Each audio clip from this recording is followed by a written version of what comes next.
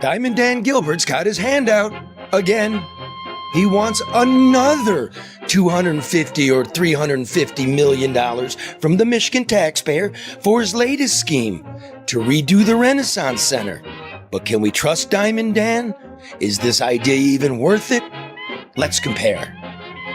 It took 1 year, 1 month, and 2 weeks to build the entire Empire State Building with private money in the middle of the Great Depression. It took 3 years and 8 months to build the entire Renaissance Center, all with private money and in the middle of the 70s oil embargo.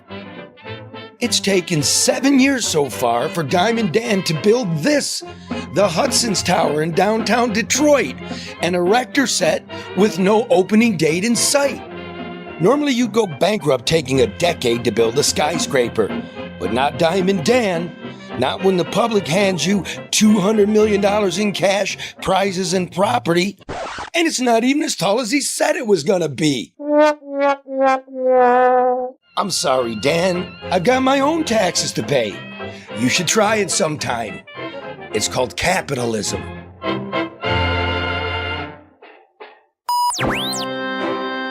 Live from downtown Detroit, it's the No Bullshit News Hour with my main man, Charlie LeDuff,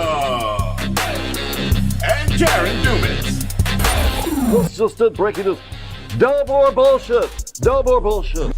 Well, Karen, it's going to be the big money show today. It's Liberation Day, and joining us will be Rich Excell. Rich, he's a big swinging Rich from Wall Street. He's professor of finance. Are you professor of finance at University of Illinois? I am, yeah. Yep, sir. 30 years as a money manager, the former managing partner at UBS Bank, writer of a really important financial Substack called Stay Vigilant, and he also, hosts a fucking podcast. Everybody doing a podcast. Everyone is. What's the name of it, man? So the podcast I do is for the CFA Society in Chicago, and we have two of them. We call one's Investment Exchange Forum, and the other one's called Macro Matters. So we talk about the macro that matters, like money that matters, and the other one we just cover different themes, etc. All money matters. Okay, but before we get to that, the Big Money Show brought to you by Luke Nowacki. Telling you politicians lie to you, the media lies to you. How do you know if your investment statements are lying to? You can jump in anytime here, Rich. Remember, you're not managing your wealth. That's some unseen guy working for a big bank, jockeying some unknown algorithm. That's correct, isn't it, Rich? A lot of part, yeah. There sure. Hey man, that's former managing director right there. So take my word here. But he's not making decisions based on what's best for you. He's making decisions on what's best for his bonus. Gambling with your hard-earned dollars. You should know your money, man.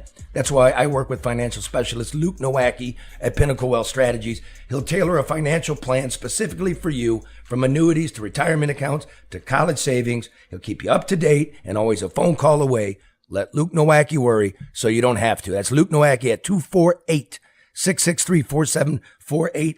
And after we get done with today's show, you're going to know why you got to call. Maybe called him, Karen. Have you called him? No, I have not. I talked to him the last time he was here, but I have not called him, but I am. The market's moving up and down. I know it is. You got to get your sane retirement strategy. Retire? Yeah, at some point. Who gets to retire? I know. I'm worried about it. Okay, look.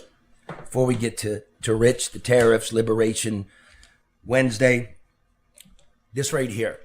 I bought myself a single share of General Motors stock back in December. And so far, I've lost 9% on the deal, and I consider it one of the best investments I've ever made. Because this solitary share gives me voting rights and legal standing within the company. And if this rancid Renaissance deal gets done, I'm going to sue the shit out of GM. See, in Detroit, you see a lot of half-baked development deals. But this one is so bizarre, it defies financial sanity. As a shareholder, GM has a responsibility to maximize my financial gain. This project, the little we know about it, can't possibly do that. Developer Dan Gilbert and GM have come to the public asking for help with their $1.6 billion scheme to redevelop RenCen's 5 towers along the Detroit River. Gilbert would bring $1 billion to the deal. GM would toss in another $250 million. And you and me, the city and the state, we chip in another $275 million. GM, which owns the building, says its role in the project would simply be a philanthropic one. If the redevelopment ever made a profit, the company claims it would donate the money to charity. That is, according to Dave Masseron, GM's vice president of infrastructure and corporate citizenship. But I don't trust Masseron as far as I can throw him. Just ask the people of Flint. He's one of the main culprits who pushed the deadly water deal onto Vehicle City. Now, stick with me here, Rich. Profits are supposed to be maximized and distributed to shareholders. This is called what? Capitalism? Oh. And fiduciary responsibility. It's called capitalism. Well, it is. Yes, thank But you. I would just throw out there though that a lot of companies, if you noticed, if you look at the business roundtable in DC, et cetera, are pivoting to maximizing all stakeholders, not just shareholders, which includes the community and includes employees and customers. So that's been the pivot that we've seen over the last 10 years or so. This is the way you can get some money from the public pot. Wink. Okay, now, according to people in the demolition business, the potential cost to demolish all 5 towers would be no more than $50 million, which includes asbestos remediation. But let's not quibble. Let's say the demo cost will be $100 million. Still, a $100 million loss does not equal a $275 million loss. Right, Rich? I think that seems pretty fair. It's good math. How much is the Renaissance Center worth? As is. We now have a comparable price. Tower 600 recently sold for $9.2 million in an online auction, and weirdly, we still don't know who bought it. But applying the same cost per square foot to the 5 towers GM owns, more or less their value would come in somewhere around $150 million. But let's not quibble. Let's say the sale price would land $50 million. Again, a $50 million profit does not equal a $275 million loss. The math is simple enough. Sell it or demolish it. One can't help but suspect the ultimate purpose of this backroom deal is to further enrich Dan Gilbert, one of America's richest people. Gilbert is currently building the Hudson's Detroit, a shabby taxpayer-funded skyscraper that is in its 8th year of construction. And Gilbert can't find tenants. His main competition is the Renaissance Center, which contains more than half of the city's vacant office space. Get the taxpayers to take those towers down, and Gilbert's problems are solved. The city does look better since bankruptcy, no doubt. How could it not? But at what cost and whose? Here's where my one measly share of GM comes in. The citizens of the Motor City got pickpocketed over the decades by the financially felonious, which eventually plummeted the city into insolvency. With the highest property taxes in the country and the only income tax and utility taxes in the state, Detroiters have no more to give. So now the cabal turns its insatiable lust toward the suburbs and the farms. It is they, the suburbs and the farms, who paid for Detroit's pensions over the last 10 years, and Flint's water, Gilbert's failed Q line, GM's EV boondoggles, the Detroit Institute of Arts, the Detroit Zoo, the smart bus system. Now comes the increased fees for hunting licenses, driver's licenses, even barber's licenses. It's all a license to steal your house. Now I got a crazy idea. Let's try capitalism on the Renaissance redo. Otherwise, see you in court. And that's the riff. What'd you make of it, sir, Professor? Give me a grade. I'll give you a solid B. I'll give you a solid B. I ain't taking this guy's class. I mean, it's point counterpoint, right? What's I would say that you want to maybe present the other side a little bit more. Go ahead. That's okay. I think you did a good job. Well, the reason being, the other, all we get is the other side. That's the price of an oligopoly here, and the media is not very strong. And if I was to say to you, I took it out for brevity's sake, The original ask was $350 million. Now it's okay. You can't handle that and give me the cash all at once. Make it 275, 250 on a tax capture deal. It stinks, dude. Do you know, you're in Illinois, the One Chicago Square, that development? Yeah, I'm I've heard of it. Yeah, I'm not intimately familiar, but I've heard of it for sure. Okay. Have you heard of it? No. Okay. It's got 2 towers. One's over 900 feet and one's about 600 feet. That was built during COVID in 3 years. The property was $110 million. We gave it to Dan for $1. We're the ones that went bankrupt, right? Right. It was $850 million. No public financing that I can find in this deal. They're saying this one, with the tallest tower, 600 and something, is $1.4 billion. That's your other side, Rich. That's your other side. Fair enough. Yeah. I mean, okay. So anyway. Seems like, it doesn't seem like a particularly good deal. Thank you. Thank you. Capitalism. We got to get back to it, which is Liberation Day. We're talking tariffs. Let me begin. The wonder of Wall Street.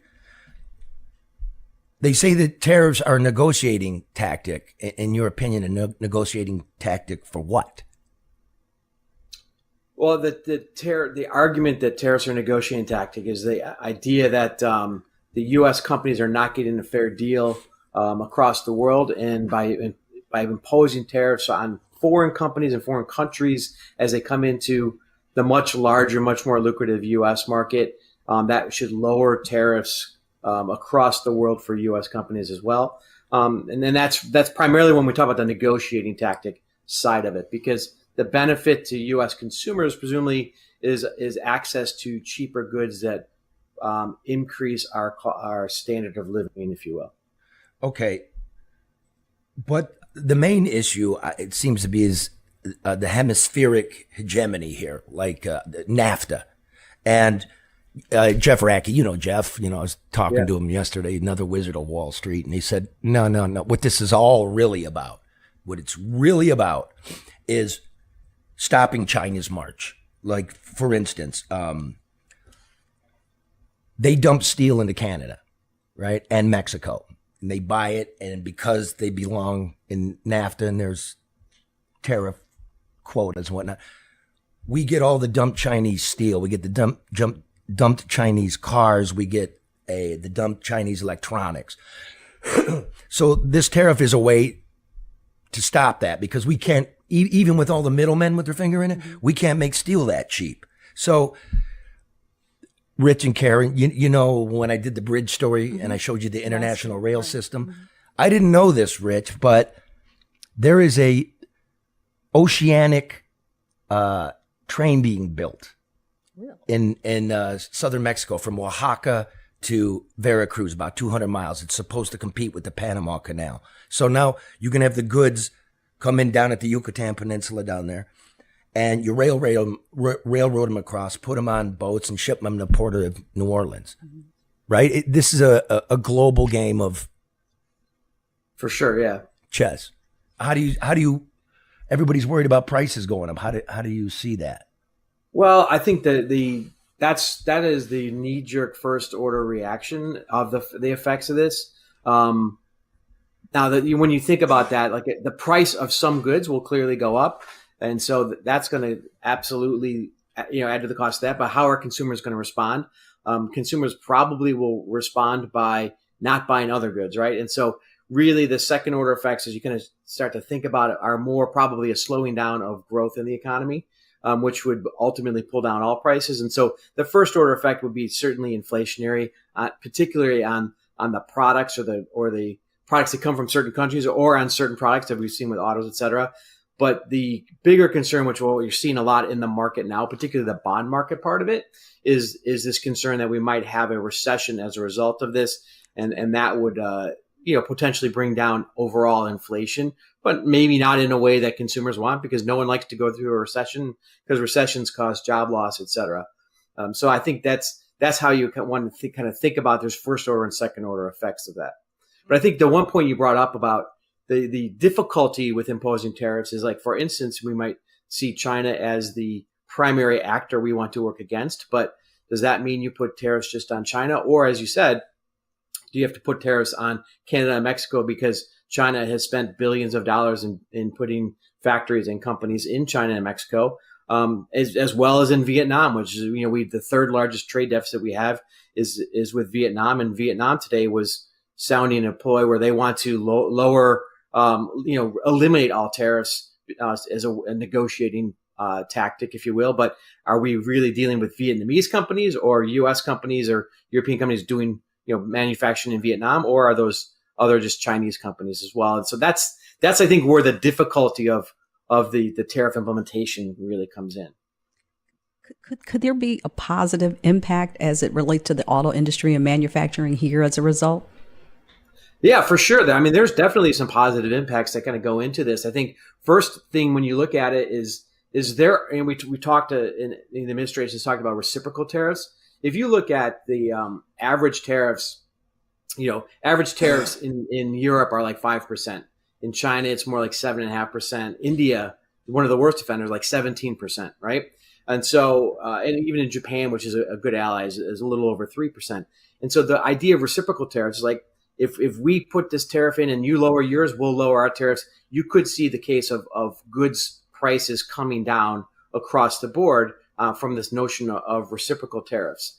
I think the notion of bringing production back to the U.S., that's already been happening. That's been happening really since post-financial crisis, 2014, 2015.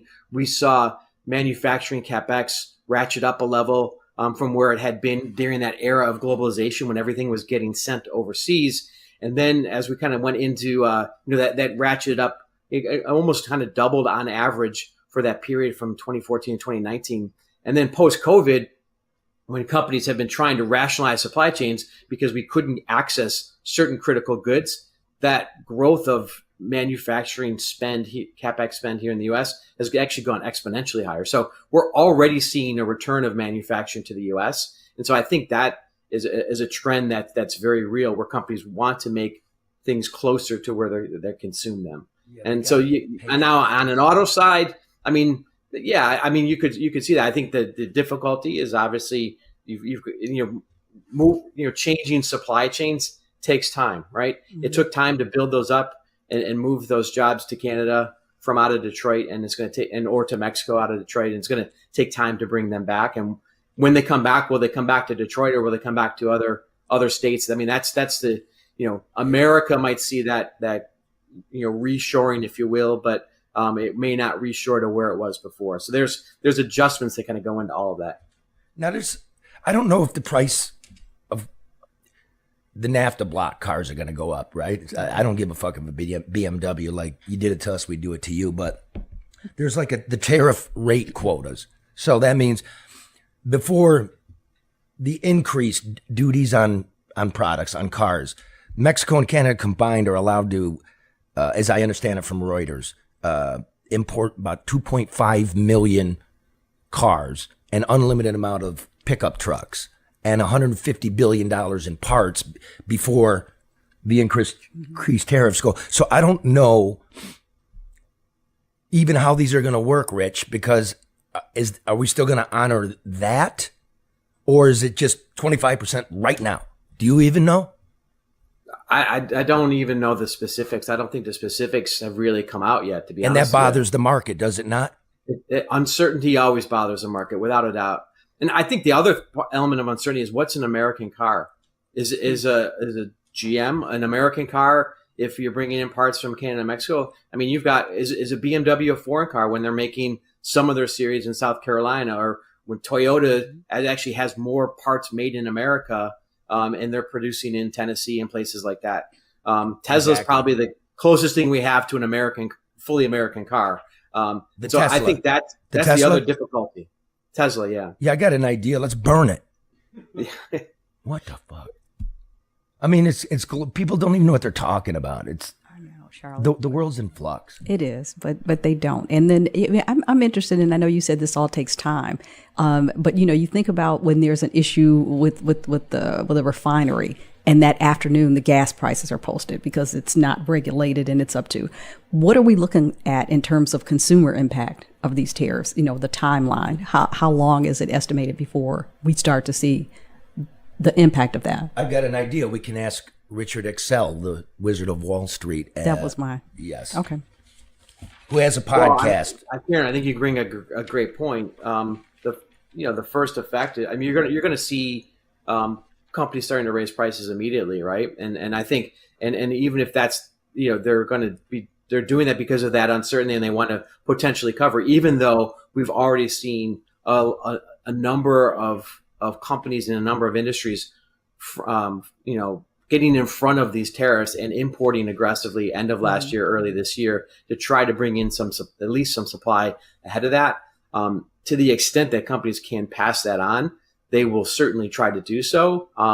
Now, it's a function of the competitive landscape, right? Certain industries have less competition than others. I mean, if you're talking about pure consumer products, one store or one chain can decide to raise prices if they want, but as a consumer, if you want to go somewhere else, you have the right to do that. And we have a lot more transparency in what people charge these days. And so it's a little harder in some highly competitive industries, but in other ones where there's fewer suppliers, they will have the ability to potentially increase those prices, and you'll see that stair step up.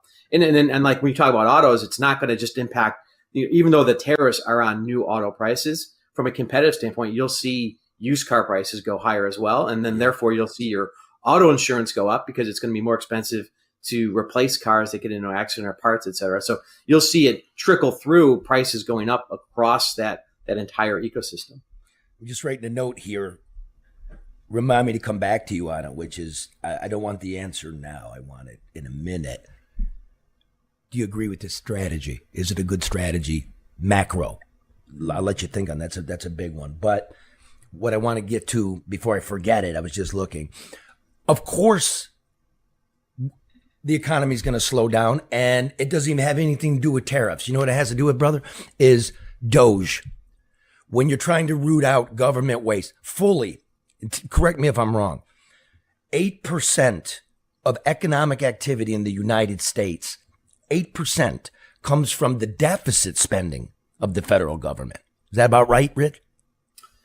$2 trillion? Yeah, that's the amount of debt that we have out there for sure. If you want to look at spending, like if you want to take federal spending is about almost 24% of GDP, state and local is another 21%.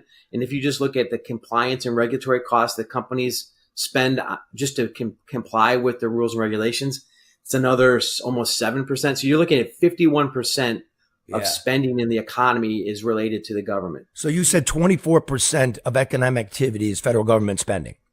Correct. Okay. And if you took $2 trillion out of it, it's about 4%. If DOGE can find $1 trillion, automatically economic activity decreases 4%. That's a fucking recession for sure. So it might be coming, but I feel at this point, it's got to be done. You got to take the medicine and get off steroids. You agree? I would. I mean, so if you just give it some like long-term perspective, and this is something I was actually just talking about on a podcast with a good friend, and we talk about government spending. We talk about almost 24%. 15 years ago it was like 15%, right? Just after the financial crisis, it really started to ratchet up. If you go back 100 years ago, right, maybe that's a little out of context, but we talk about President McKinley and people like that when we name mountains, et cetera. It was 2.5% of GDP. And so you could do a tariffs and literally fund your government when the government spending was 2.5%.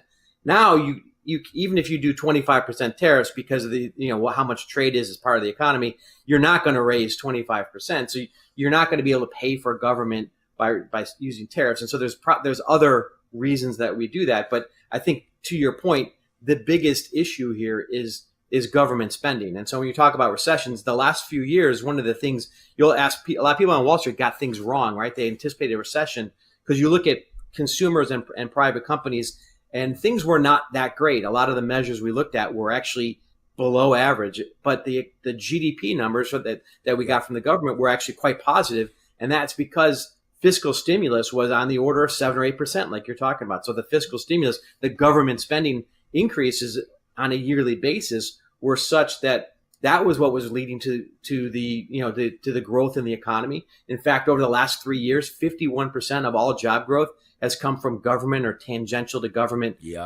types of job growth, et cetera. So now if you cut spending, which I would argue you absolutely have to cut spending and shrink the size of government, because we have $9 trillion alone of debt to issue to pay for the government right now. And that's unsustainable. This is I'm so happy you're here, because when I watch news, or they pander to us like we're babies, our prices are going up. Mm-hmm. What he just said about we have $9 trillion in debt to about $7 trillion to reissue, and we got to raise $2 trillion for the new spending. So what you're saying, Rich, is the debt's rolled over. We need to issue more debt to finance the old debt. Is that what you're saying?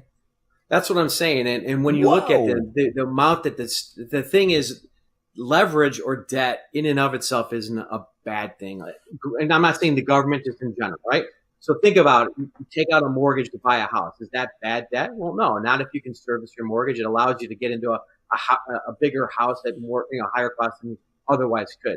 Now, the problem with government debt is that when it's not allocated properly, when it's misallocated, and when it's growing faster than the economy is growing, it becomes unsustainable. And so the fact that we have this amount of debt, which is now 130% of GDP, and we have to fund it, and the amount that we pay just in interest is larger than even defense spending.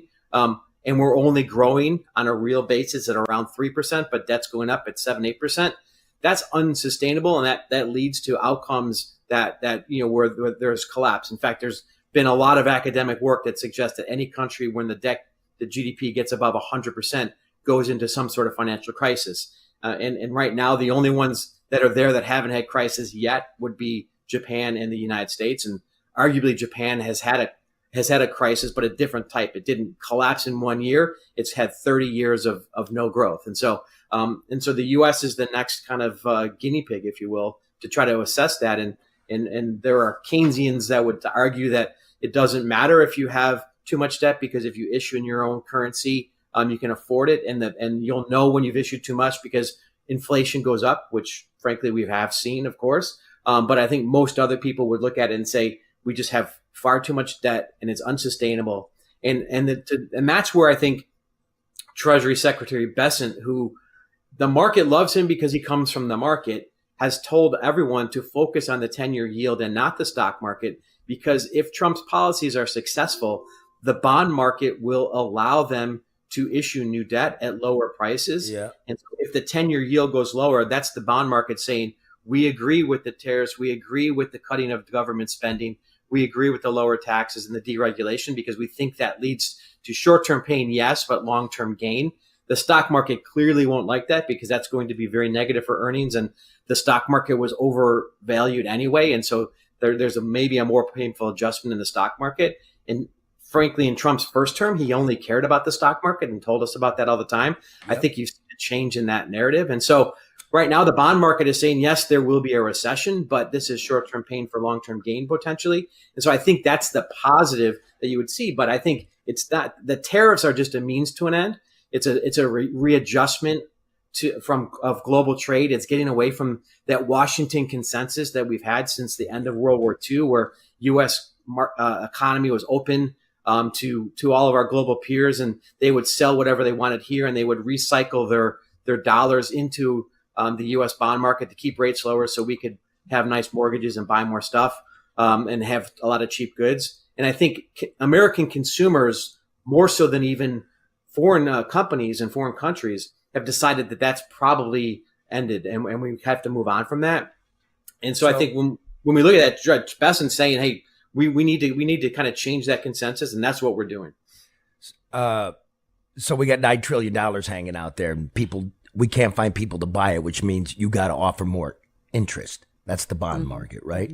Mm-hmm. As far as modern monetary theory, when you just keep printing because you control the presses, so it doesn't matter. But when inflation starts to happen, their only answer is to raise taxes to pull the money out of the system, which means you can't buy anything. You're getting taxed and you have high inflation. So it's now or fucking never, which brings me to my buddy Les Gold of American Jewelry and Loan. What was the name of Les's show?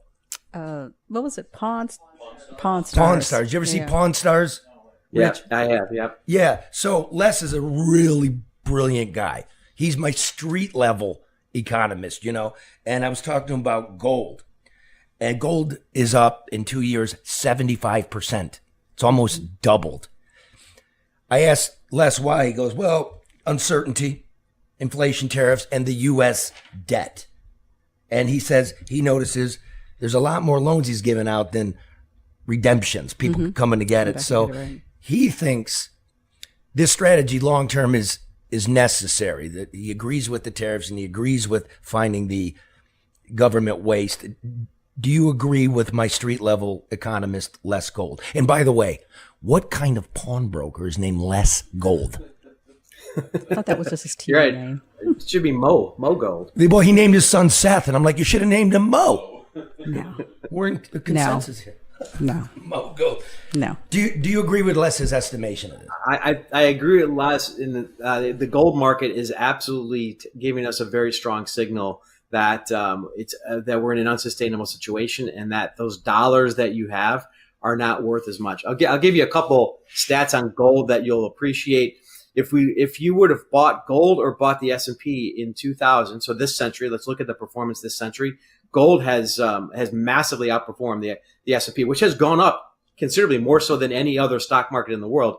But a better investment has been in gold than in stocks. And I think the gold bugs would tell you how gold holds its value relative to the dollar. If you looked at, again, going back 100 years, right, the average house in the United States in 1925, you could have bought with 10 gold bars. If you look at 2025, you can buy the average house in the United States with 10 gold bars. However, we know that the price of the average house in the United States has gone up immensely over that period of time, which just tells you that the dollar has been devalued or debased by that much over the last 100 years, but it hasn't been debased in gold. And that's the argument that gold bugs would give you why you should hold gold. Everybody should hold some gold if you can, and you should call Luke Nowacki. And speaking of gold, you've got 2 weeks left to get down to the American Coney Island and eat those golden Pacific pollock Lenten fish sandwiches. Oh, yeah. So good. After the show last week, a guy was listening to it and he ran down here. I go, it's Friday, only Friday. So Friday, downtown at the corner of Michigan Avenue and Lafayette, they're absolutely delicious. I'm not going to go on about them. And if you want a Coney kit, I'm going to send you one. I'm going to send you, because you're in Chicago or, Champaign, and you guys think you do hot dogs. You don't do hot dogs. I'm going to send you a Coney kit, Rich, okay? Okay. All right. And then we'll side by side with the Coney dog and the Chicago dog. Oh, it's kind of bullshit. These are sausages. Oh, listen, you're a big investment type guy. If you're looking for a safe and socially responsible real estate investment, consider contacting Archangel Senior Management. Senior living, one of the fastest growing markets in America. And Archangel offers small communal living for senior citizens in homes right inside our neighborhoods. So they provide care. You invest in the home. You get a return. You own the home. It's genuine. The owners are local, and Archangel has Overwatch. If interested, write this down, Rich. Call Joe LeBlanc at Archangel at 989-614-0416. You're not writing. I'll do it again. I got a photographic memory. 989-614-0416. And his last name is Excell. So Yeah. Oh, and I think I talked to Joe. I'm going to have him on in 2 weeks, him and his partner, because the end-of-life care in this country absolutely has to change. We learned that from COVID. And in 2 weeks, it'll be the 5-year anniversary of Whitmer's boneheaded idea to take infected old people and put them in nursing homes with healthy old people. It was a grass fire. The science is in. Everybody knew it then. We need to discuss where we're going. Well, when it rains, the power goes out. And when the power goes out, the internet goes out. When the internet goes out, I call my friend Matt and Bernie at XG Service Group. Look at Bernie here on his hands and knees, giving it everything he's got. Look at that man crack. So busy. he forgot to wear a belt. There's Matt right there getting the board together. That's 734-245-4100 if you need Matt and Bernie to come take care of your voice over internet, your security cameras, off-campus access control, Wi-Fi, and cameras for homes and business. They'll design it for you.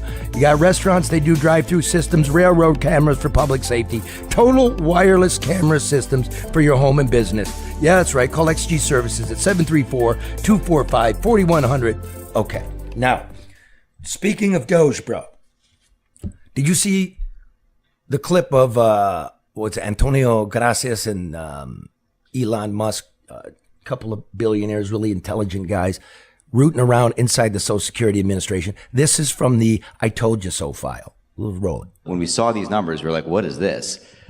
In 21, you see 270,000 people, goes all the way to 2.1 million in 24.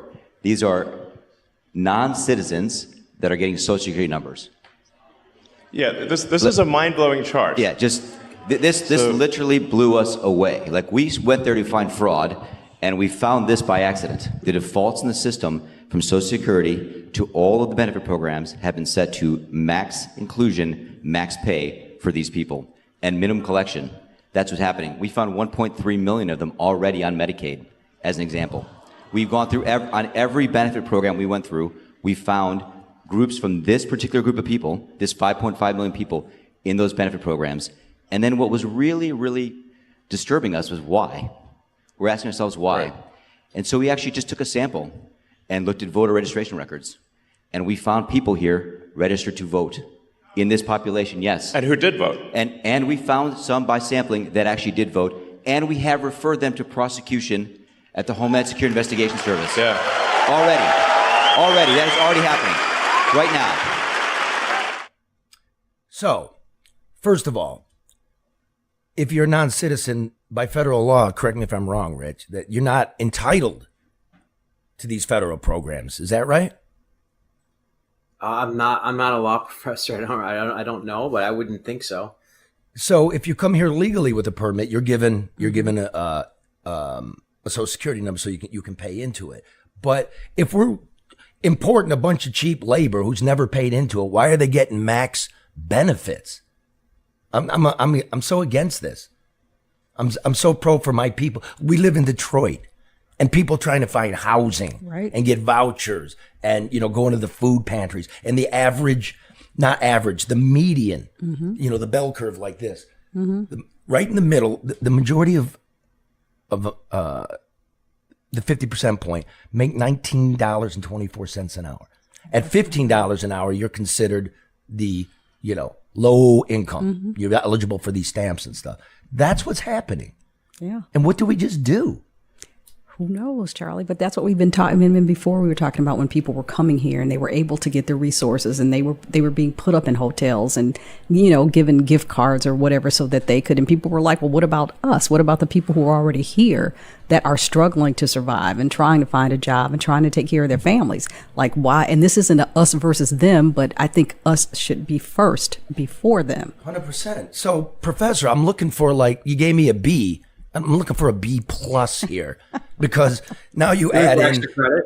Yes, this is the extra credit part, which is, let me explain, sir. I'm begging for a grade. The precious little that we have now, the revenue, the recurring tax base is being diverted to millionaire and billionaire developers for complexes we don't need. So it's just it's a cry from the Midwest. We need to radically alter things, and I think the media needs to start helping us see the bigger picture. But they won't do that, Charlie, and that's what I wanted to ask Richard this. So you've given us a 30,000-foot view of what this is like. To the average person that's listening, what does that mean to them when they say, God, what? I've never heard this before. I've never had this or heard this conversation at this level. What does that mean for them, or what should they do differently? Good one. In terms of, are we talking about tariffs, DOGE? Just the little guy day to day. Just the overall, to hear this, because this conversation isn't taking place anyplace else. Yeah. I mean, you get the numbers, you hear the sound bites, but to the average resident or consumer that's hearing this for the first time, how should they respond? Well, they should be pissed off for sure, right? And because they've been lied to. But I think when you think about it, like you're just trying to get through. You're trying to get through day to day, right? Mm-hmm. So you talk about the fraud and waste that DOGE is potentially and has seemed to uncover on quite a few fronts. That just makes things more expensive for them on a day to day basis. That's why that $15 or the $19 an hour, which back when I was in college or whatever, that would have been a really good hourly wage. Nowadays, it does as you say, and then now you can get food stamps with that, and that's because all of this excess and all this fraud and waste has led to just price levels going up so much that it's hard to afford things, right? And now you talk about the short term aspect of tariffs that might cause things to be a little bit more painful, and the risk is that another risk that they would want to be aware of is just that you potentially, if there's a recession, you will potentially start to see job losses too. Of course, the job losses we've seen so far have largely been in DC, and I don't think anyone really cares about that. But I think for that person in Detroit, the person in Chicago, that potentially could come home to them. So I think, and that's why what we'll see is not, consumers have a lot of uncertainty too. And so I think right now the right thing to do is really just kind of bunker down because we don't know how this is going to play out. But I think the confidence you can potentially have, as I said, that short-term pain, long-term gain is like, if we are able to root out a lot of this fraud and waste, and we are able then potentially to use the funding from tariffs and other savings from DOGE to lower tax bills and bring back jobs to the United States, there is a story that to be told that is potentially much happier ending. But I think it does cause him, because this has been something that's been occurring for decades, not just months or years. It is a painful readjustment. So they just have to be ready for that and be prepared for that and do whatever you can to bunker down, because it could be ugly for a while. Yeah, I mean, it's time. Here's what we're going to end up doing. We're going to end up scamming. This actually destroys the fabric of society. Like you said, $19 an hour, you're eligible for food stamps. So you got a partner, right? You and your woman, and you got kids. Don't get married. Mm-hmm. Scam. Like, I live here with my kid, and she claims she lives here with her kids, and that way you can still make your $19 an hour and get your food stamps. And actually, because think about what that is. We pay the highest auto insurance in the country, pay the highest property tax in the country, utility tax, all the stuff we were talking about. So you got to cheat. You just have to cheat, and you don't get married to survive. This is no way to run society. I want to ask you this, Charlie, as well as Rich. Is this a political move, or is this an economic move for Trump? Because he can do this, he can impose these tariffs without congressional approval, is this a political move, or is this truly an economic efficiency move? My answer is he doesn't have to do it. He can just prattle on and do whatever he's doing, and this is gonna cost him. But I think it's time. Like Rich is saying, it's been decades. Right. Even if they're not effective, like some movement needs to occur because we're going down the drain, and somebody's got to put a stopper in it. I give it to you, Rich. I don't think it's political. I think Trump's using a lot of political capital to do this, and so I think that if he was a political animal, he wouldn't be doing this. I mean, he'd be doing what other politicians have, and that's kicking the can down the road and not addressing it. So I think he fundamentally believes that American consumers have been getting screwed, and he wants to change that. And I think you're seeing that across a number of different things. Now, just from a political standpoint, though, something to note is that he's obviously allowed and able to do things with executive order, and he's invoking that on a number of these fronts. However, ultimately, he also wants to cut taxes too, right? And the Congressional Budget Office has to score that, and there's rules that's such that if you're going to cut taxes, you have to pay for it and somehow. These tariffs that he's announcing now by executive order don't count towards that. They would only count towards that if Congress comes in and approves them. And so he has to get Congress to, he can announce them now and impose them now. And that could certainly start to, adjust things in terms of rebalancing trade. But for him to be able to use that to pay for tax cuts to help consumers. The Congress has to get on board too and finally step up and do something. And they haven't necessarily shown the willingness to do that in the past. And so it'll be interesting to see, because it will be difficult for them politically, and they may pay a price, but it does seem to be the right thing to do. Pay the fucking price. Okay, I'm going to show you the little guy, government assistance, money for the billionaires to develop. This, because I know you got to go, Rich. I just want to get this in. I want you to see it. This piece by Red, Detroit Red, one of our brothers here at the No Bullshit News Hour, was from 2 years ago. I want you to remember that when you watch this. From 2 years ago. You ready, Mark? Yeah. Let's play it. Trailers for sale or rent. Put me out the house, don't divorce me. For less for 50 cents. No phone, all I know is what I got. No pet. Started from the bottom. Ain't got no cigarettes, but 2 hours of pushing broom by the 8 by 12 4-bedroom. I'm a man of means, by no means king of the road.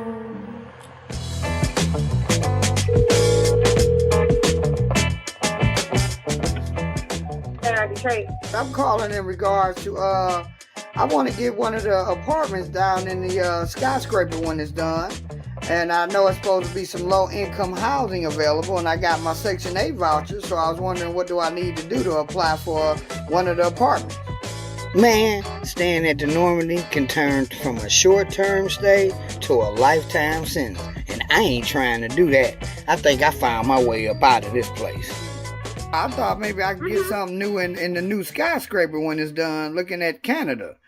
And with low income, I got my Section 8 voucher and everything. I'm ready to go. What's going on with that building? I don't even know if they're going to have any type of housing in that building. They're still 2 years out. Oh, I thought when they went to the city with the plans, they said it was going to be residential with a 20% low income. Yeah, we don't have any information on the husband side of this now.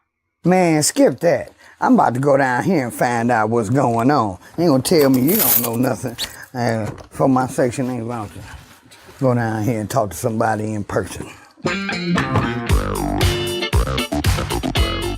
So after not getting much information on the phone, I decided it'd probably be better if I go down there and try to talk to somebody in person. But you know what they say, excuse over the phone, truth in your face.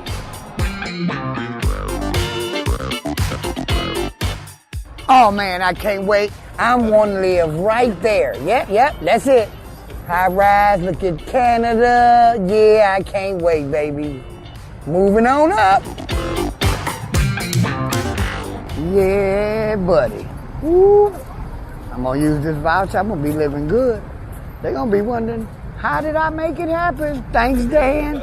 20% low income housing. I can't fucking wait. Hell yeah. Hey, what's up, fellas? Hey, I'm waiting on these apartments to get done. I'm ready to move in. Y'all know when they're gonna be finished? A year, 1 year. 1 year? What they say. Oh man, I hope they do it quicker than that. My Section 8 voucher is gonna expire by then. That 20% low income living. I got mine, I'm ready to go. Yeah. All right, appreciate you, fellas. Yeah, have a good one. You too now. Hey, what's good, brother? Slow motion. I'm wondering how long before it be done. I'm ready to move on in. I got my Section 8 voucher and everything. Almost 2 years. 2 years? Oh shit, my voucher will be expired by then. They told me 20%. I'm gonna have to reapply for Section 8. You're gonna have to in 2 years. In 2 years. God damn it. Let me go over here and see if I can go ahead and reserve it then. And take a Section 8 voucher reserve or something. Thanks a lot, brother. Yeah, fuck this. Let me go to the office and check with the office. These guys don't know what they talking about. It took them 7 years to put a building together. I don't think no. Got no timing. I'll find out. Make my Section 8 voucher expire. Get some answers here.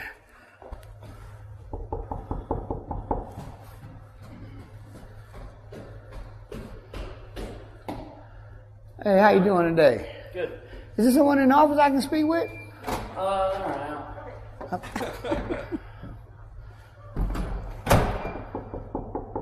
How you doing today?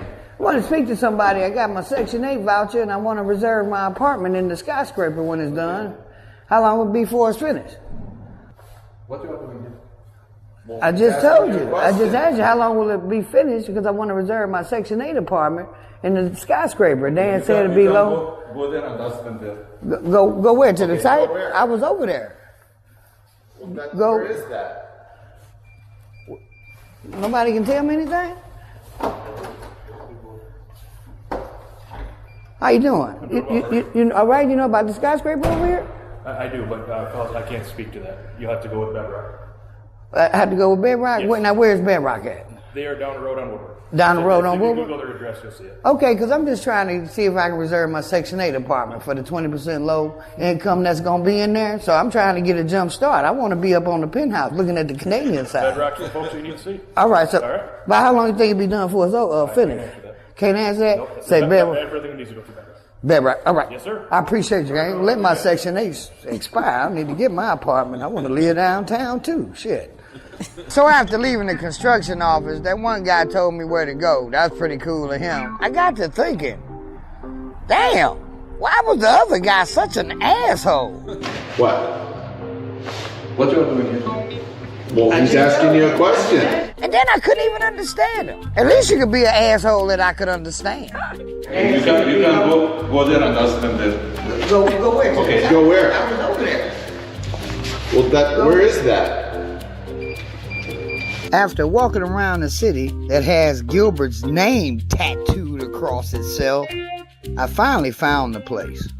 I'm doing all right. I want to know who I talked to about reserving my apartment down in the new skyscraper. Oh, reserving it? Yeah, this Bedrock, Yeah, this is Bedrock. right? The skyscraper down the street. The one that's there on buildings? Yeah, it's supposed to be 20% low income. I got my Section 8. I want me a damn penthouse in the skyscraper. So I was trying to see who I talked to. You can give us a call and we can transfer you to the right people, but they don't work in this building. Oh, they don't work? This is just the headquarters. Wait a minute, this is the headquarters, but they're not in the headquarters? No. Because Okay. they have to work in the buildings and other stuff. So how long before you think the skyscraper done? Because I don't want my voucher to The expire. beginning of next year. Beginning of next year, so less than a year. Yeah, probably. Okay, because I only get 6 months on this voucher. I don't need it expiring on me. You say just give them a call. Is this number right here? Yeah, you can call me there and then I can transfer you to the right people. Okay. I just got one more question for y'all. So I was kind of expecting to move in today. That's not going to happen, is it? No. Section 8 is going to run out here in 6 months, so it's not happening. No, I don't think so. Yeah, they don't do the same thing.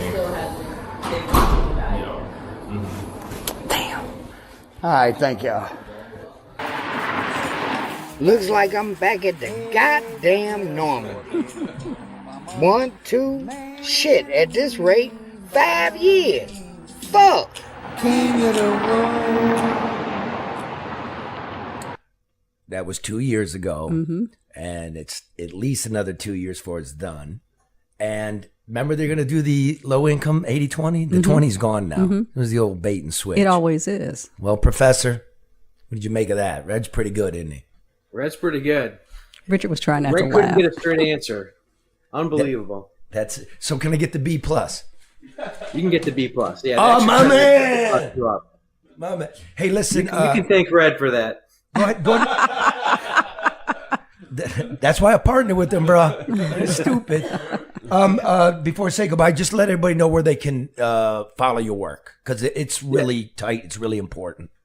Yeah, the best place you can is on Substack. My Substack's called Stay Vigilant, so stayvigilant.substack.com. Just you check it out, and you can. It's free. I don't have any paywall or anything like that. And then on any podcast app, it's the podcasts I do are under the CFA Society Chicago, and so you can find. I do a couple different ones, and they're on any podcast app that you have, and so you can find them there. I'm recording one right after this. That's why I gotta leave. But we're talking about the different things that are impacting the markets and impacting your investments. And so we're trying to educate and just inform people so that they can prepare and navigate through these uncertain times. Yeah, and what's your X handle? It's at Excell Richard. EXCELL EXCELL, Richard. Yeah, I was on there yesterday.